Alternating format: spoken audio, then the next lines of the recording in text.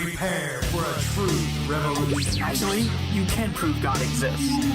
Questioning tradition, because what you've been taught isn't always true. The truth will set you free. Welcome to Truth Revolution. This is where faith and reason collide and stick together and hang out. Stick together. Yeah, and I'm Dave. With me is Pastor Jeff of Revolution Church. Hey, we're glad you're listening today. We got a very special guest with us today. This is Dr. Clay Jones, and I'm going to introduce him in a second, but we're going to be talking about evil today.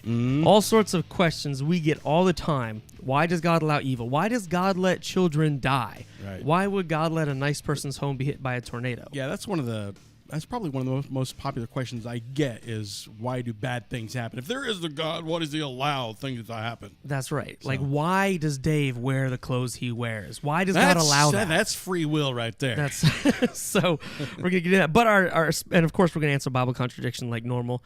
And really, we would love it if you get out to iTunes, rate the show. If you would contact us, shoot us any questions you got. If you care about the show and you want to donate, that would be a huge blessing to us. But our special guest today is Dr. Clay Jones. He is a professor at Biola University, which just happens to be one of the best colleges in the world. Boy, here we go again. And you act like you've been there or something. And he teaches in their Master of Arts of Christian Apologetics program there. He also has a blog at clayjones.net. He's authored numerous articles. He's written software, apologetic software. All sorts of great stuff this guy's done. So, hey, Clay, welcome to the show. Thank you very much, Jeff and Dave. It's a pleasure to be on with you. Yeah, we're glad to have you back. As always, he's been on the show a couple times before, and always good stuff. So let's get down to it. You really do a lot of speaking on the problem of evil. How did you actually get into talking about this? Why is this a topic that you're I don't want to say a fan of, but maybe that's the right vernacular. But why do you like this topic? Wow, it's really fascinating to me. It's a good question.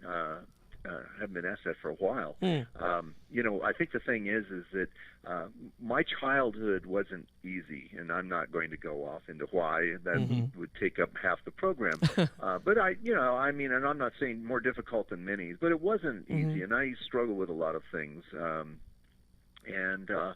I became a Christian when I was just about 13 years old, and I began to see God using a lot of my struggles and difficulties for my good. And it kind of was interesting to me. I thought, wow, this is, God is using tough things for my good. Well, when I became a pastor, I encountered a concept, and that was the glory that awaits us in heaven forever. And as I began to explore that, it became my favorite thing to teach on.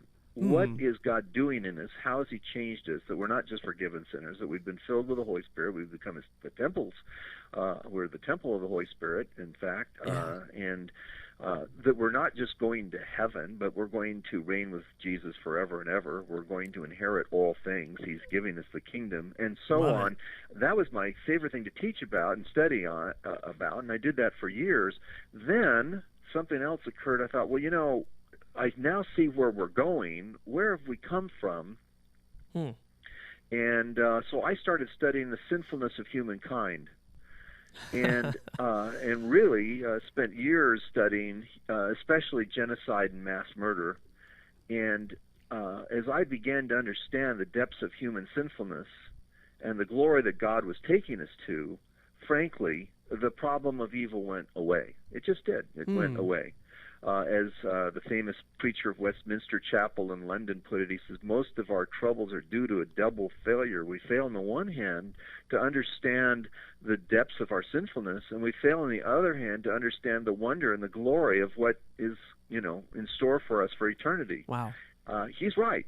And I realize that your hearers might sit there and go, think that might be overblown or, but all I can say is that that's the biggest two things I think missing in most people's conception, most Christians' conception, is that that humans are not good, that we really are desperately sinful, and I've spent a lot of time writing about that. Yeah, we talk a lot of times on the show when people will send in the question, and we only want to deal with the question of why does God allow evil for 30 seconds. We say, here's our 30-second answer. God allows evil because he doesn't want to kill you yet. Right. Like, I mean, that's the quickest answer we can sometimes give. Like, I agree with you. Like, we fail to realize sometimes our own evil and our own sinfulness. You think that's a pretty big deal in this topic, though? I think it is colossally big. I'm convinced of it. I teach, in our Master of Arts in Christian Apologetics program at Biola, I teach, on the class why God allows evil every semester. And I just find that this is absolutely colossally important. Yeah. And using the word colossally a lot here, but anyway, it's a colossal word. It's huge. Yeah. To quote somebody that's been famous a lot, which I regret doing already. But anyway, I have in the resources section of my blog, by the way, we don't take human evil seriously, so we don't understand why we suffer. And if anybody went, and if they go to the resources section, it's under human evil and suffering. I think that that really explains the depths of human sinfulness. One of the things, by the way, Jeff and Dave, is I've done as I said, a lot of reading on genocide, and here's a fact that is amazing to me. And I've done this for many years. Every researcher I know that has studied genocide, every single one of them, to a person, agrees that it's the average member of a population that commits genocide. In other words, people committing genocide are not sadists. It's not that there aren't some sadists in the population that commit genocide. There are. But but they're just average people. Every researcher I know has come to that conclusion. Not only that, not just every researcher has come to that conclusion, but every victim of genocide that I've ever read, and I've read a lot of them, concludes that it's the average member of a population, that average people are the ones that do genocide, and this includes Auschwitz survivor Elie Wiesel, Gulag survivor Alexander Solzhenitsyn, and so on. I mean, and I could quote many researchers and victims on the subject, that this is just simply what humans do. Well, there's something really wrong with humankind if we commit genocide so easily. And just to make the point clear, when he's saying is the average person who commits genocide, I mean, essentially what he's saying is whether it's in Africa and there's some guy over there trying to take over, or whether it's in Nazi Germany, whether it's here in America, these things don't happen because some crazy half-cut guy went off and set off a nuclear bomb. These things happen because the culture, the people allow it and participate in it. That's people like you and me. That's what you're getting at, right? That is what I'm getting at, and just when it comes to the United States, we think we're all high and mighty compared to all these other cultures. In the United States, as you know, since 1973, we have suction, scraped, or scalded to death over 55 million babies. And you'll have sometimes the non-Christian will go, oh, well, that's, a lot of them anyway. Will go, well, those aren't really, they're not really human persons. Hillary Clinton just got herself in trouble recently by calling the unborn persons, and now was just up in arms over it. But see, that's always what we do. We always find a way to explain away our mass murder. And if you take it seriously, then, and who is it that keeps the suctioning, scraping, and scalding to death of about 1.1 million babies a year legal? It's your neighbors. In fact, I even point out when I say this to the audiences, I say, or is it you? It's a hard question. I mean, why is this happening? There's something wrong with humankind. Right. The crazy thing is, too, if you think about that, with where the people who are pro-choice, they say, well, it's not really a human. That's pretty much what everybody says when they are committing genocide. Well, they're not really human. That really crazy. When we enslaved black people, they were subhuman. Of course, the Jews in Germany were subhuman. And so, we always find a way. But this is just, anyway. So humans are desperately sinful. Right. And when you really get down and understand the depths of human sinfulness, once you really get down and understand there are no good people naturally. There's outwardly good people, but there's no inwardly good people. When you really understand that, the problem of evil somewhat goes away, because no one ever asks, why do bad things happen to bad people? Right. I've never, and you've never, not just me, I'm going to be so bold as to say you have never in your life heard one person say, why did that bad thing happen to that bad person? No. Nobody cares. No, that's right. And in fact, I've heard the opposite. Why doesn't God do something bad to those bad people? Yes, yeah, he should make their lives worse than they already are. Wow. That's yeah, right. that's a good point. I mean, it's not, so at the end of the day, when you really examine it, we're all born Auschwitz-enabled. Mm-hmm. And by the way, one thing more on this: if your listeners want to read a book on this that I think is really good, I assign it to my classes every semester. I would encourage everyone to buy the book. It's not a Christian book. Mm-hmm. By the book Ordinary Men, subtitle Reserve Police Battalion 101 and the Final Solution in Poland.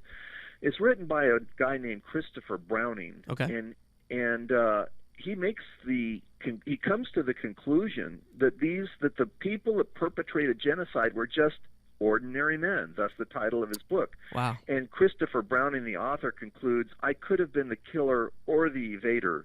Both were human. Wow. And so if your hearer, who, whether they're Christian or not, who says, I want to know, I don't believe this, read Ordinary Men. It will change the way you view reality, frankly. It's fundamental, because you'll go at the end, humans commit Auschwitz. In fact, I like to use the line, we were all born Auschwitz-enabled. Right. And we'll try to link to that. Yeah, we will. Ordinary nun, and that's None. Ordinary nuns. Oh, no, Ordinary Men. Oh, men. Oh, men, M-E-N. As in male, men. I need to get my hearing checked. But yeah, I mean, Ordinary Men. And I think typically what I've found at Revolution Church, at least, is people are freely willing to admit that, yeah, I've done some bad stuff. But what they fail to recognize is that their bad stuff is much more similar to Hitler than it is to God. Right. Yes. When you're making the comparisons. If you say, oh, you know what, I'm really good at jumping, and then I compare myself to Dave, and Dave can jump 2 feet, and I can only jump 1 foot. I'm just like, wow, Dave is like way better than I am. But if our goal is to jump to the moon, we're pretty much the same. Right. And my goal isn't to compare myself to Hitler. My goal is to compare myself to God. And when we look at ourselves compared to God, we really all fail in comparison to that as far as how good we are. And I would take it further, though, and say I think you can compare yourself to Hitler and find out that you weren't good. Here's the difference: is we don't understand that evil is primarily a matter of the heart. Just 2 quick examples. One, Jesus said, if he looks at a woman lustfully, he's committed adultery in his heart. Why, if, let's say a guy and a gal are working together and they're married to people outside the company and they're fantasizing about having sex with each other, why don't they do it? yeah, If they both go, I think she'd do it with me or he'd do it with me, why don't they actually do it? Well, I'll tell you why they don't do it. It's actually very simple. They don't do it because, oh my gosh, I could get pregnant, I could get a disease, that'd be hard to explain, I don't know what's going on there, I could lose my family, I could lose my, whatever. But see, notice that the reason they're not doing it is about self-interest. In other words, they really would it's not because they've decided to cherish only their spouse or they're having sexual fantasies about people they're not married to. The reason they're not doing it is self-interest.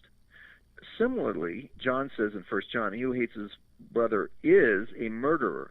Well, if you hate somebody's guts, why don't you murder them?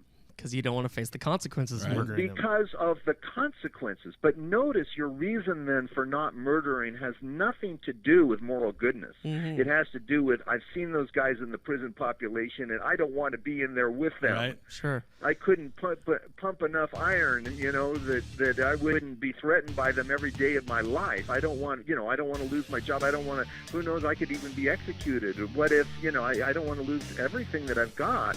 But notice again, it's about self-interest. I asked quite a gangbanger stop at red lights. Well, it's not because they decided that red light laws are, hey, I don't respect any other laws, but I respect, have a respect. It's not that, right? They don't stop at red lights because they don't want to be hit by an 18-wheeler and turned into red asphalt. Right. Mm-hmm. Or you could even take it a step further and say, even because they don't want to experience the guilt. For some people, maybe they're not afraid of prison, but they don't want to have those guilty feelings, so they won't do it. And that's right. Once you connect the dots, to this. People aren't good. Yeah. Hey, we got to take a quick break. We're going to be right back on the other side of this, and I'm going to say, okay, that what we talked about so far is about human choices, but why would God let innocent children die of cancer? Be right back. Truth Revolution. And we're back. We're talking with Dr. Clay Jones today about why does God allow evil? And really, the whole first part of this show was dedicated to you and me. We are desperately evil, even when we don't think we are. Got a great book recommendation there if you think you don't do evil or don't have the capacity to do evil. So we're going to link to that at truthevolution.tv. You got to get out to truthevolution.tv. We got over 500 resources there, shows and truth shots. So you got to check that out. We've also done 2 previous interviews with Dr. Clay Jones. So you can just type in Clay in our search box and it should come up. Well, there's going to be some stuff that comes up about Clay tablets too, but just skip past that and go right to the stuff about Clay Jones. So, all right, now let's get to it. We talked about evil and why God would allow evil. We talked about ourselves and human free choice a little bit, but what about children? I mean, there are children who die from cancer, and that wasn't a choice that a person made, was it? Right. Well, that's one of course, that's probably the most frequently asked questions, regarding the problem of evil. And it isn't available online yet. You'd have to get it through your library. But I've written an article in the Christian Research Journal entitled "Why Did God Let That Child Die?" And I'm never asked, by the way, I've never been asked, why does God let children die? Because frankly, that almost answers itself. The question is always specific. Why did God let Megan die at 9 years old of cancer? Why did God let, Justin die, get hit by a car while he was skating in the street and die? And, the reason, one of the biggest reasons is, there's lots of reasons, but let's just hit to one of the biggest reasons. One of the biggest reasons is natural laws work in regular ways. And what we're asking is, why doesn't God suspend natural laws for various children? Why doesn't he suspend them? And my question is when somebody says to me, why did God let, let's say Kaylee die of cancer when she was 6? My question is, well, it's not just Kaylee, right? And they go, you don't think any child should die of cancer, right? And they go, oh, no child should die of cancer. And I say, well, and it's not just cancer, right? You don't think that God should let children die of any other hideous diseases, right? And they always respond, yeah, absolutely. No child should die of any disease. Yeah. And I mean, you'd have to be quite, a selfish porker to think, no, I only care if my child dies. Right. But then I say, but it's not just disease, is it, really? You don't think children should be killed in car accidents, do you? Oh, no, of course not. Children shouldn't be killed in car accidents, and you don't think they should be maimed either, do you? Well, of course children shouldn't be maimed. God shouldn't let children get maimed. And you don't think they should be raped, do you, either, right? Oh, no, God shouldn't allow children to be raped or murdered. They shouldn't get maimed in car accidents. They shouldn't be hurt in any, Anyway, as I keep pressing this, people always, every single time to date, have always gone, no, I don't think children should be whatever. Sure, nothing bad should ever happen. Or whatever. Finally, I say to them, so to what age do you think children should be indestructible? And most people at that point start laughing, because that's kind of, can you imagine indestructible children? Right, sure. Then they see that. I want to go on record right now. I oppose all forms of child abuse, but could you imagine an indestructible 2-year-old? Oh, man. You could throw that child across the room, and he's coming back at you. That would make for really bad situations all around. How would it work for you to have how would parenting work? Would you need to be a parent at all? You wouldn't really. Why? You could tell your kids, go out and play marbles in the freeway. You'll just bounce around a lot. Yeah, really. Just clean the garbage disposal for me. I'm not going to watch you or teach you. Hey, you want to go free climbing? You're only 5, but if you want to climb, a sheer face of, you can climb Half Dome. Right. Go for it. Might as well do it now until you're destructible. But then what happens when all of a sudden you become, and then what age do you think they should be indestructible until? I don't think they should. I think they should be indestructible until they're 12. Boy, I'll tell you, that 13th birthday is going to be a bummer, isn't it? It's going to be a really bummer. Right. But does anybody really believe that at 13 you're going to say it's okay now my child can be get diseases? Have you ever had any? In other words, this just simply It doesn't work. And whenever anybody says, I think God should make the universe differently, and they use a specific case, I just bring it out to the general case of saying, well, let's just generalize that. So you don't think any children should die of disease ever, right? No, they never should. Well, once you do that, and no child should ever, be hurt in a car accident or on and on and on, basically you're saying children should be indestructible. What's the mechanism for even making that work? How does that occur? Does he actually make them into super kids? How does it even happen that they would be indestructible? But natural laws must work. Here's a big point. Natural laws must work in regular ways if our actions are going to mean anything. Otherwise, you could have Bobby cutting his steak with a steak knife next to Billy, and he takes a steak knife and jabs it into Bobby's side, and it turns to rubber, and the whole family laughs. God could make the world like that, but that's a cartoon world. That's not a real world. Yeah, that is definitely not real world. Now Anyway, just let me say one more time, just one more sentence. So natural laws must work in regular ways if our actions are going to mean anything.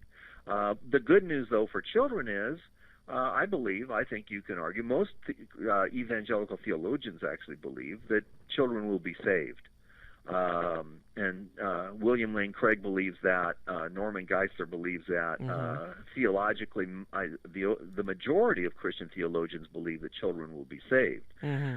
So anyway, there's on a huge topic. There's a few I think important points. Yeah, absolutely. And so, in a sense, God does give a invincibility to the young children who don't have the capacity to choose Him or not. Because they will, if they are injured and go and die, they will go to heaven. They have that, in a sense, of free pass. But this world has to function like a real world. God just can't make everything cartoon world until someone reaches the age of 12. Yes, and you just brought up the heaven thing, and see what we don't want to do.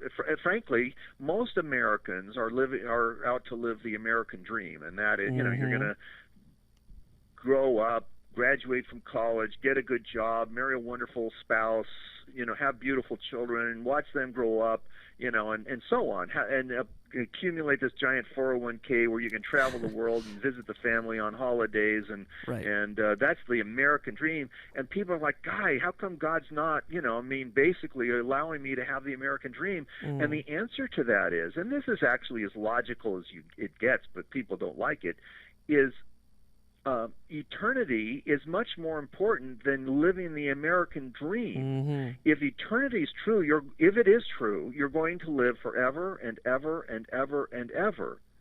And that's, of course, what the Christian's argument, and I'm sure you've done many shows on the resurrection of Jesus. Jesus really was raised from the dead, and eternity really is true if you come to Jesus. Absolutely. But, people, by the way, would say to me, why did God allow a hurricane to wipe out New Orleans, Hurricane Katrina? And I'd say, well, let's see for a minute. Let's think about it. We built the city below sea level. Right.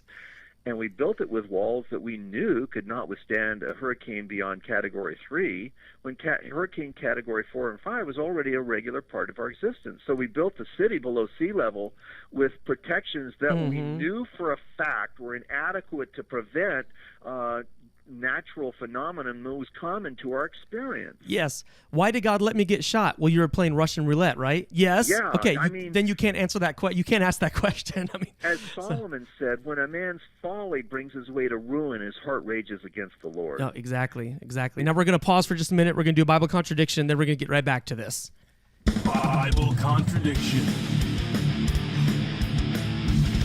Today's Bible contradiction brought to you by the Thinking Atheists. Okay, the Thinking Atheists. Yeah, they believe this is a contradiction. Deuteronomy 5:16 says, "Honor your father and your mother as the Lord your God has commanded you." Okay. Matthew 15:4 says, "For God has said, honor your father and mother, and anyone who curses his father or mother.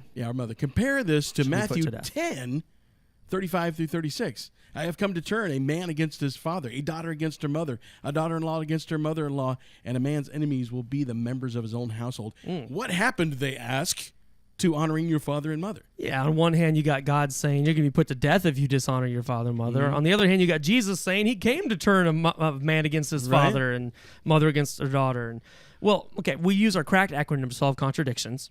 And our A stands for Author's intent. Author's intention, right? You have to ask, what was the author getting at here? What was the communicator trying to say? Not just their literal words, but what was the message they were communicating? And in Deuteronomy, you obviously have God trying to communicate here. You need to respect your mother and father. You need to respect the authority figures that are put in your life. Now, that would include your mother and father. Right. That would include God, right? This is the theme throughout Scripture. You also find Jesus saying in Matthew 10 that he's come and that mother and father are going to turn against their children are going to turn against their parents. What is his intent? What is he trying to communicate? Is he trying to communicate you should dishonor your parents? No. He's not telling you to dishonor your parents. He's giving a description of what's going to happen when he comes and when he introduces the way things are. He says there are going to be children who rebel against their parents. There are going to be parents who hate their children. Right. He's not saying this is what you should do.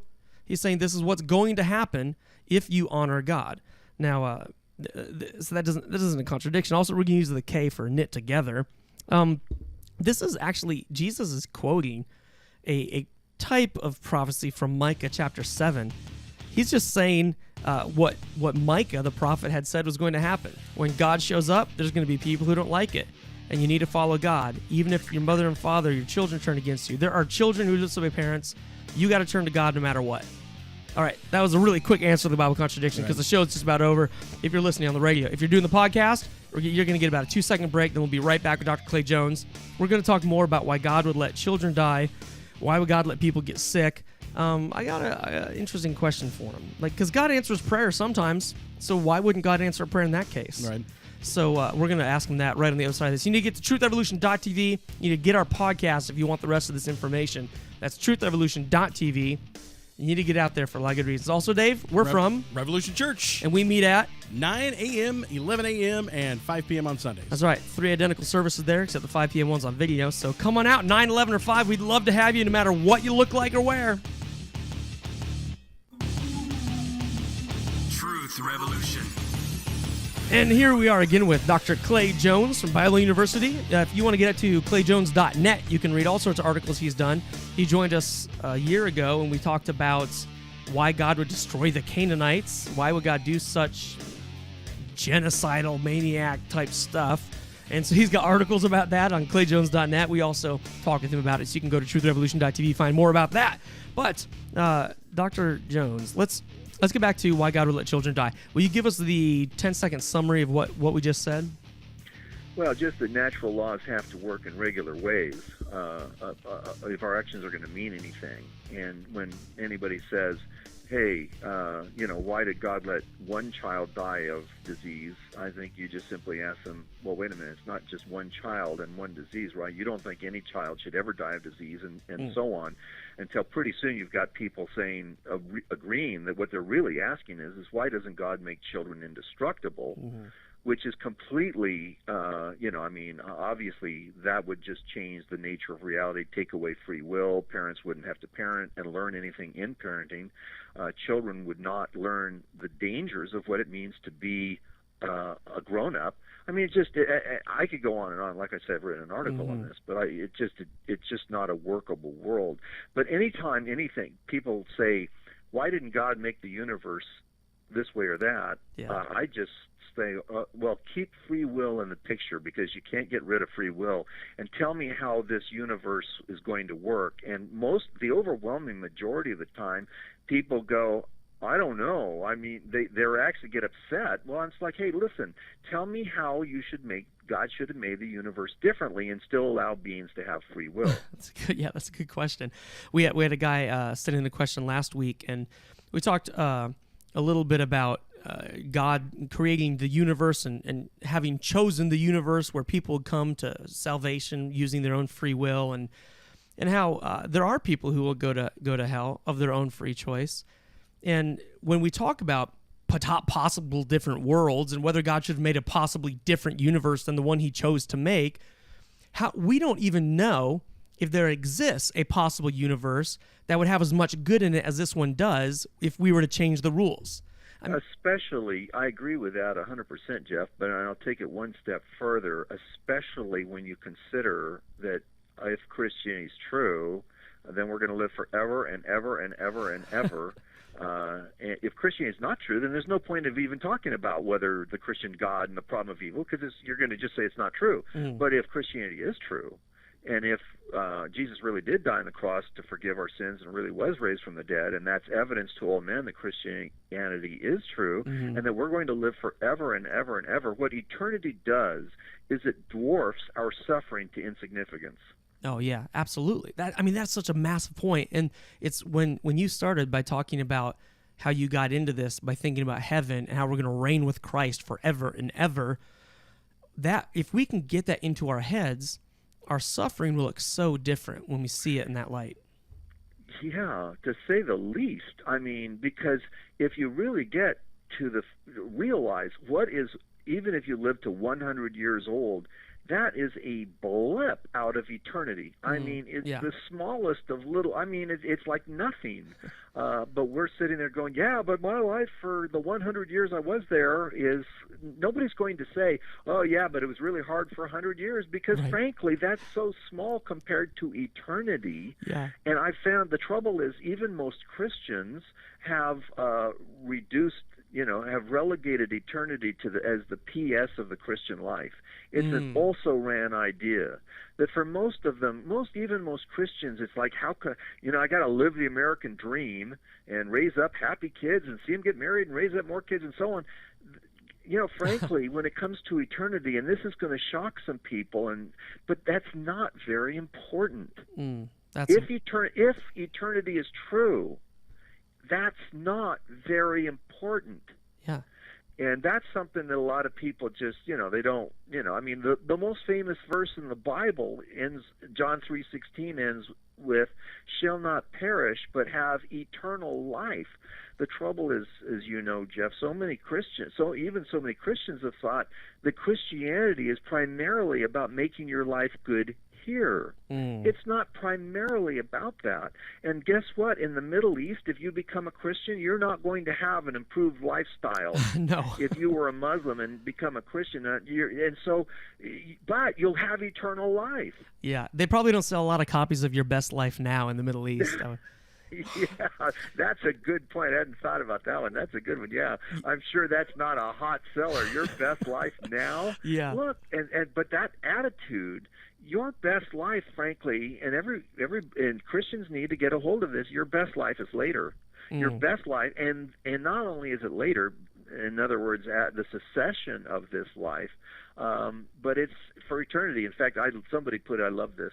Death is an event that happens to your life. That's good. I don't know who said that, but it's I'm using it now. Yeah, there you go. And it reminds me of another quote. I can't even remember who said this. It may have been C.S. Lewis, but for Christians, this life is the most hell we'll ever know. It is. But for the non-Christian, this life is the most heaven they'll ever know.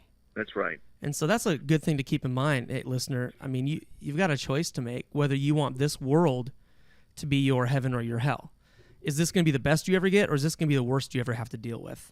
I choose to make this the worst I ever have to deal with, because I have eons and eons and trillions of years of something much better to come. So that's an important thing to consider when you're. And by the way, this just makes me remember this whole argument for evil isn't a defeater. This doesn't demonstrate that there is no God. All this is a question of, if God is real, why does he allow evil?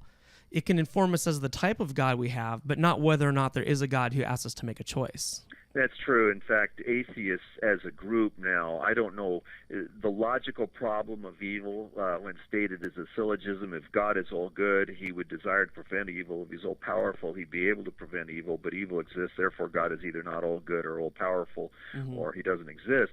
I don't know of any atheists today that actually employ that anymore. That's interesting. Because, frankly, especially through the work of Alvin Plantinga, they've realized, the answer is actually very simple. Because God wanted to give beings free will, because free will is valuable, and you cannot give beings free will and not allow them to use it wrongly. That's logically impossible, by the way. Yeah. You can't say, yeah, I've given you can't tell your daughter she can go out with a punk down the street and then chain her to a heavy kitchen appliance. Right, exactly.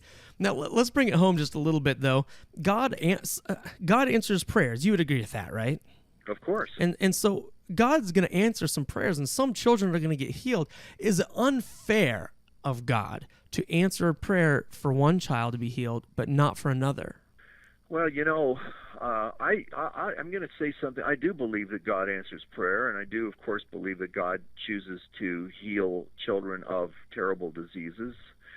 He doesn't do that very often, frankly, because he doesn't want to do that very often, because people need to learn the lessons of this life, and of course, think of the alternative. The alternative to God healing rarely is God healing regularly, and then you go, well, why doesn't he heal every single time? See, once you universalize it, why doesn't God heal every time then?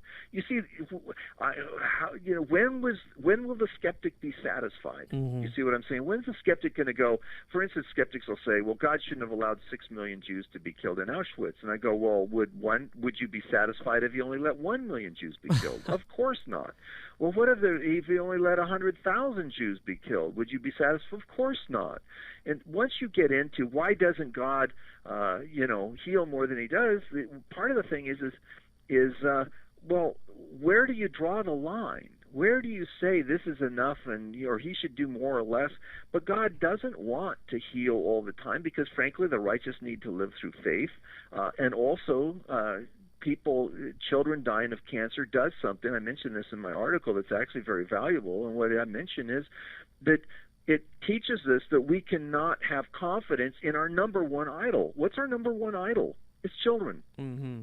Yeah. I mean, sure, we love money and we love this and that, but for most people, their number one idol, and not just their idol, but also their own promise of immortality, that I'm going to live through my children, that this being threatened is actually important, that God has to allow people to realize that their children are not safe, or otherwise it would be. Could you imagine, again, if if children really were indestructible? I mean, what that would do, I don't know how you discipline them. That would be a challenge. But yeah. But anyway, if you just think, how would the world be if God answered prayer all the time? Well, if he answered it all the time, everybody'd be a Christian. Think about it. If every time a child got sick or anybody got sick, why stop at children? And every single time they were healed, everybody would go, hey, you and me, God, we're like this. We're tight. Mm-hmm. But how many would really be worshipers? They'd just be, getting in the chow line. That's good. But so God doesn't want to make it so that, God could make it so that once you became a Christian, you were always happy. Well, how many people would then call themselves Christians? Everyone. Who doesn't want to be happy all the time? Yeah, exactly. I mean, God uses the normal processes that he set up because he set them up as normal processes. And he expects us to learn to work within them and to overcome them. And by the way, if you don't want a hurricane to wipe out your house, don't build your house on the beach. Right. But it's like, no, I want to build my house on the beach. Well, then that's the risk. There's no promise that a hurricane's not going to wipe it out. Now, we're talking about quantifiable things. Okay, if 6 million Jews is too many, what about 1 million, or what about 100? And we're saying, there isn't a number there. But what about the the hill of sand argument where, look, at some point I put 1 grain of sand on another, and at some point it becomes a hill. There's not a magic number that makes 5,000 grains of sand not a hill and 5,001 now it's a hill. Is there such a thing as, well, look, some kids are going to get sick and die, but when you let 6 million get sick and die of cancer, that's grossly negligent on God's part, and I can't give you a number, but that's too many. One of the things, what you're really getting into there is a question that I'm asked frequently, actually. It's called the incommensurate sum of human suffering. how come God is allowing all of this, add all the suffering together, it's a lot of suffering. How can God allow all this huge, is it worth free will? Is it worth him maybe even creating humankind if we're going to have all of the immense amount of suffering that is going on? Remember something, you can't add suffering up like that. C.S. Lewis gives this analogy. He says, if I'm in a dentist's office and I have a toothache of intensity X, and you're in a dentist's office and you have a toothache of intensity X, you can, if you want, say that the total amount of pain in the room is 2X, but no one's suffering from 2X. Right. And he says the amount of suffering that one person can suffer is certainly a lot of suffering, but understand something, that's the amount of suffering that anyone in the world can ever suffer. You can't, adding other sufferers to it doesn't make it worse. And so when it comes to, let's say, 1 million children will die this year of accident or disease, but that's 1 million children spread out among 6 billion people. And people need to realize throughout all of the various countries and societies that their children are vulnerable. And I love that point. You can't, anyway, you can't add it up because it doesn't, it's how much suffering one person can suffer is, again, indeed a lot, but that's all that anyone can ever suffer. You can't just add them all up. Yeah, that's actually a really interesting point because suffering isn't a multiplier. I have cancer and my friend gets cancer. Now we're not doubly suffering. In some ways, actually, I may be suffering less because my friend can identify with me. Yeah. Absolutely. And you can hurt for your friend, but that's part but we could even say, well, and that's part of your pain that you hurt for your friend. But again, whatever happens to you, to, let's say, person X, the most amount of suffering that person X can have is the most amount that any person can have, and adding them all together is irrelevant. Because that's all you can't. Yeah. I don't suffer you and I don't, and nor does any of our listeners suffer from the incommensurate sum of human suffering. Nobody suffers that. That's right. Awesome. Hey, thanks so much for joining us on the show today. I really appreciate you being here. Oh, pleasure. It's always good to talk with you, Jeff. Yeah, this has been great. And again, this is Dr. Clay Jones from Biola University. His website is clayjones.net. You got to get out there, and you got to get out to truthrevolution.tv. Thanks so much for listening. Hope you have a great week, and God bless.